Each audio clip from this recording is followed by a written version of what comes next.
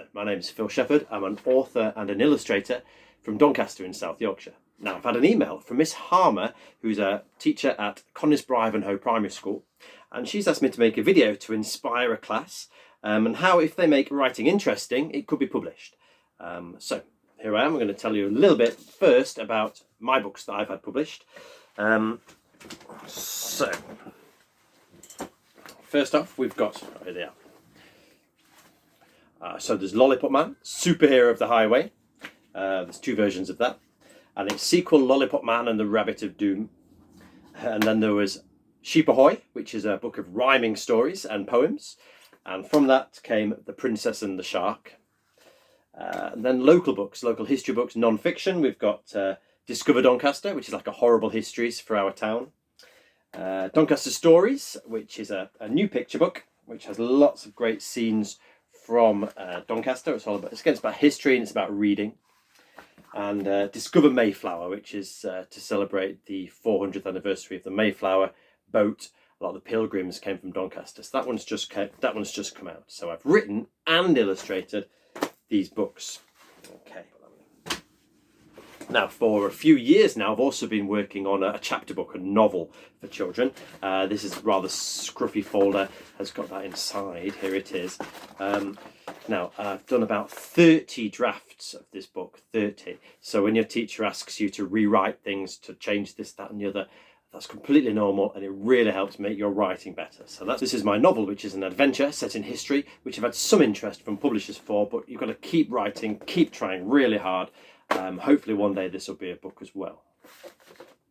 So back to Miss Harmer's question. If you make your writing interesting, can it be published? Well, the answer is yes, of course. All these books here, people have worked really hard to make their writing interesting, to improve their writing, and they've all been published into proper books. So if you work really hard, you might be able to get books published, poems published, and so on. So trying hard with your writing isn't just important if you want to be a published author or illustrator or poet. It's also really handy for most jobs. And if you're good at writing, it can open up so many doors for you. For example, most people like movies. I really like movies. But movies, TV shows, they've all been written. They've all been written scripts. On the subject of movies, film critics as well, they get to go and meet film stars, see movies before they come out. You might be into movies, you might be into music, you might be into knitting or fishing. All these people get to write in magazines and things like that about the things that they love. So if you're a good writer, you can take you anywhere, even if you're into something completely different.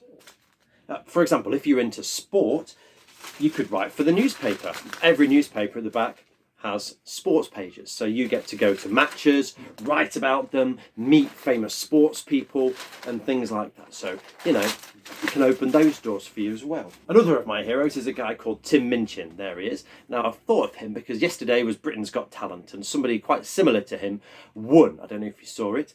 Musicians, they write as well. These guys, they write funny songs. But if you're into pop music, those songs have been written. Somebody somewhere has sat down with pen and paper and they've written out those lyrics. So I just want to finish off by showing you some of my sketchbooks. As I said earlier, I'm an author and an illustrator. So in here you'll see drawings and sketches and things like that. So if you like drawing, combine the two. Yeah, draw some pictures, write a story to go alongside them, illustrate your stories, make comic strips, all good fun and good practice as well.